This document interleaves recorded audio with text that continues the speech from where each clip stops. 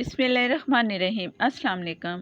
आज आपके साथ एक ऐसी रेमेडी शेयर कर रही हूँ जो कि मोटापे को ख़त्म करेगी, बढ़ा हुआ पेट अंदर करेगी, और अगर पेट में गैस है, खाना हज़म नहीं हो रहा और डकार आ रही है, ये सब हल इस फक्की में आप ज़रूर ट्राई करना और पूरी वीडियो देखना। आपको बहुत फ़ायदा मिलने वाला है इस फक्की से। तो शुरू करते हैं अपनी रेमेडी। अजवाइन मैंने लिए 10 ग्राम। पूरा पैकेट में आपको इसलिए दिखा रही हूँ कि आपको पता चल जाए कि पैकेट में इस तरह 10 ग्राम आपको अजवाइन मिलेगी। और इसमें आधा किलो नींबू का रस मैंने निकाल लिया है, और आधा किलो का रस जो है ना 10 ग्राम के लिए बिल्कुल सही है। ऊपर तक नींबू का रस आएगा।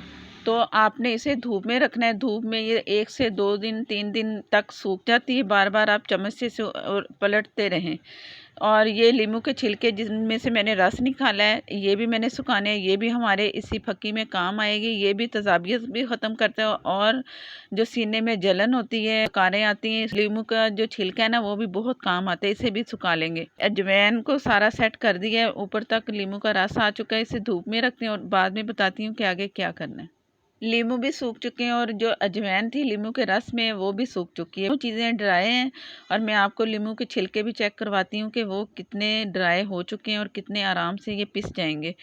ये सौंफ है मेरे पास 4 टेबल स्पून। नौशादर साबुत लिया है, और ये 2 टेबल स्पून है। अगर पीस लें तो ये 2 टेबल स्पून बनेगा। काला नमक है 4 टेबल स्पून, कम ज़्यादा नमक कर सकते हैं। पुदीने की पत्तियां 2 टेबल स्पून, ये भी ड्राई कर लें जैसे आप अजवाइन करेंगे। साथ में पत्तियां भी रख दें, वो भी सूख जाएंगी। ज़ीरा है 2 टेबल स्पून, और ये वो छिलके हैं जो हमने नींबू के सुखाए थे। ये भी बिल्कुल क्रंची हो चुके हैं, आराम से पिस जाएंगे। पहले आप मोटे मोटे इसे कूट लें, और सारी चीज़ों को पीस के इसका पाउडर तैयार करना है। तो वो तमाम चीज़ें पीस के मैं आपको दिखाती हूँ।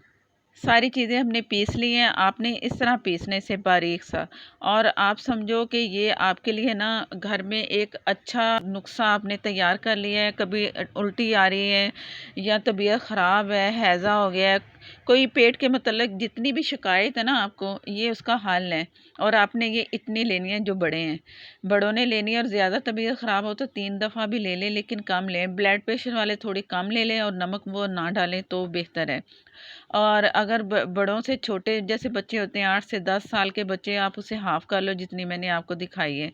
इस तरह करके ले रहे हैं। उससे छोटे बच्चे भी ले सकते हैं, 5 साल, 6 साल, 7 साल। उन्हें आप 2-2 पिंच तक देते रहें फक्की को, तो कोई नुकसान नहीं है। अगर खाली पेट भी आप ये फक्की ले रहे हैं ना, तो इसमें भी कोई नुकसान नहीं। आप ये फक्की खाएं जब तबीयत ख़राब हो।